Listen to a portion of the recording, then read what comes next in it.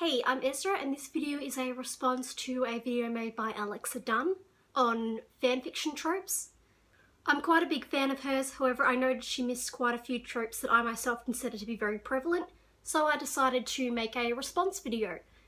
So without further ado, this is 5 obnoxious fanfiction tropes and 2 obnoxious author tropes, many of which I myself am guilty of.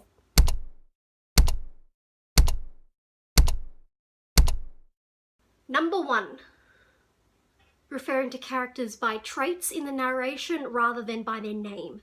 I understand that a lot of authors do this because they feel that it is repetitive to repeatedly... I understand that a lot of authors do this because they feel it is repetitive to use the characters' names all the time. However, many authors who do this often fall into the trap of only using that description, therefore still being repetitive, but repetitive in a way that makes it so if it wasn't a fan fiction, I wouldn't even remember the character's name. Not to mention, this is also a sign of bad writing, as a character's trait should only ever be used in place of their name if it is relevant to the events of the scene.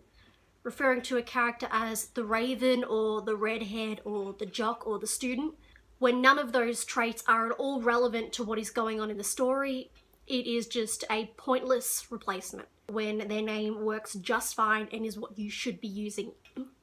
2. An abundance of eyebrows. How many people can actually quirk one eyebrow?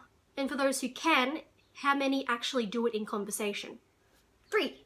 Abusive backstories. This is also a very common YA trope and is the cornerstone of bad character development. It is not necessary to have your character have a tragic backstory in order for them to be sympathetic.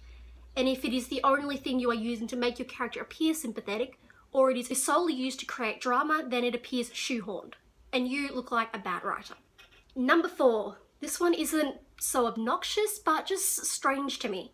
Many fanfictions are not novel lengths, despite most books being novels. Fanfictions often appear to be either around 15,000 words or 300,000 words, and rarely anything in between. This is presumably a result of not outlining or very small outlines. There's nothing particularly wrong with that, but it can be kind of obnoxious if it feels like you're reading the never-ending story. And 5. Ridiculous, yet very generic sex scenes.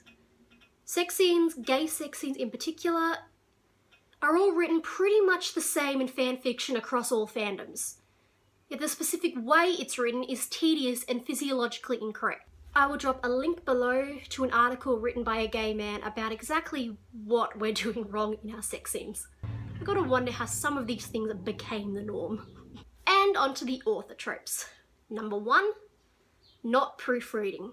So many fanfiction authors advertise in their author notes that they did not proofread.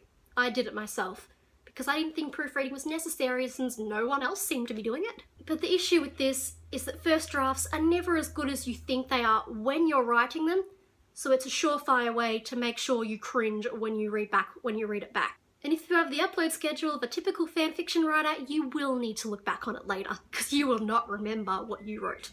And lastly, 2. Mixed spelling, as in alternating between US and UK spellings of words. I do this a lot in my novels and my fanfiction because Scrivener only has American English. And while I try to add British English words to the dictionary, sometimes I genuinely can't remember if something has a U in it or not. And I've noticed many other non-American writers do this too. Also, US speech marks seem to be the norm, even in stories written entirely in British English. But seeing as quite a few people came into my creative writing uni course not knowing that they needed to use single quotation marks, I see this more as a fault of the education system, rather than just a hallmark of fanfiction writers.